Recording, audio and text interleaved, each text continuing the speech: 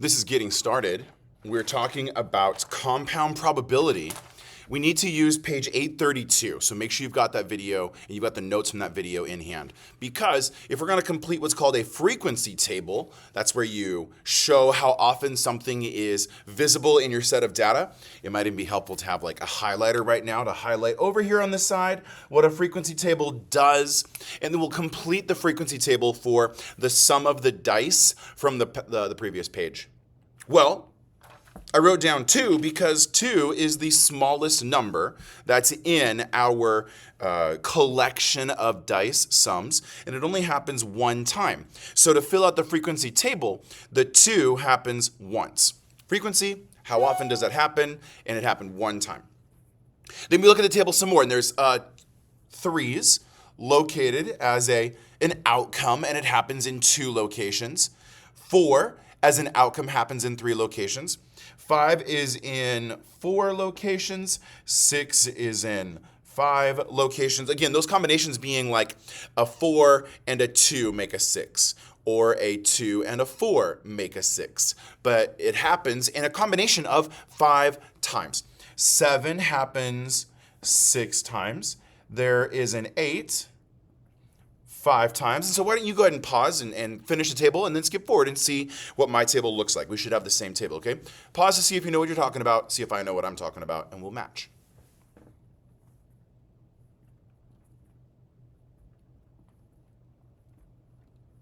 All right, maybe you're back. Maybe we're into this right now, but this is summing up the frequencies. Summing up the frequencies is 36. There's 1 plus 2 plus 3 plus 4 plus 5 plus 6 plus 5 plus 4 plus 3 plus 2 plus 1. You know, if you actually cleverly combine these, we're able to get a sum by doing some combinations like this. I notice my maximum number is 6. And I know 5 and 1 make a 6. I know 4 and 2 make a 6. I know 5 and 1 make a 6. 4 and 2. And last of all, 3 and 3. So there's 6 plus 6 plus 6 plus 6 plus 6 plus 6, 36. If you needed to, you could add them all up. Hey Siri, what's 1 plus 2 plus 3 plus 4 plus 5 plus 6 plus 5 plus 4 plus 3 plus 2 plus 1? Here's what I found. Siri doesn't want to calculate lately. It's kind of weird. Okay, which sum appears most often in the frequency table? That one. There are 6 of them.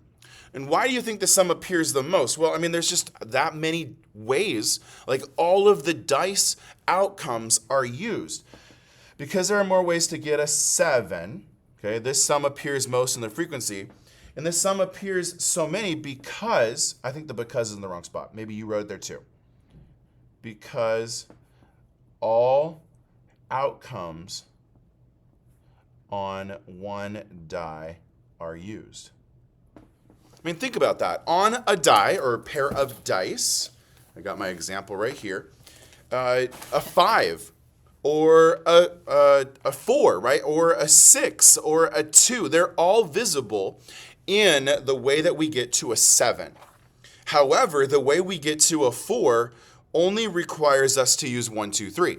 So in those situations, not all of the dice are used to get to a 4 when you add them up. So it's like what's available to you counts as the way of increasing the number of outcomes likely. So a 7 is one of the likeliest ones. Okay, using the frequency table, so frequency table, BT dubs, this is called a sample space because it's all of the possible outcomes arranged. And the frequency table is like a way of processing the sample space, maybe making all that data a little bit more compressed. Using the frequency table, can you determine the probability of rolling a sum of 7? Well, yes. Out of the total number of possible outcomes, that would be 36, we can calculate the probability of a 7 as 6 out of 36. If you reduce that, 36 can be divided by 6, so this could reduce to 1 out of 6. And if you need to know what that is as a percentage, hey Siri, what's 1 divided by 6? The answer is approximately 0.1666. 16.7%. So not likely, but not unlikely. In fact, there's a few casino games, craps being the main one, where it hinges on how often you can get a 7 or the other numbers. What's the probability of rolling an odd sum? So an odd sum would be this one, 3, 5, 7, 9, and 11. And the easy way to calculate that is just to add up their frequency. So a 3 shows up twice, so I'm starting with adding 2. A 5 shows up 4 times, so that's adding 4 more to the 2 that are already there. A 9 shows up 4, and an 11 shows up twice. So 2 plus 4, oh, and a 7 shows up 6 times. So 2 plus 4 plus 6 plus 4 plus 2. Hey Siri, what's 2 plus 4 plus 6 plus 4 plus 2? 2 plus 4 plus 6 plus 4 plus 2 is 18. And it's out of 36 total. And I know that 18 out of 36 is a half. That's kind of the nice balance, of the increase in the sums going up, nicely. It doesn't always have to be a 1/2, but odds, evens, half of the numbers are odd. What's the probability of rolling a sum less than 7? That's strictly speaking less than 7. So sums less than 7 would be 6, 5, 4, 3, 2.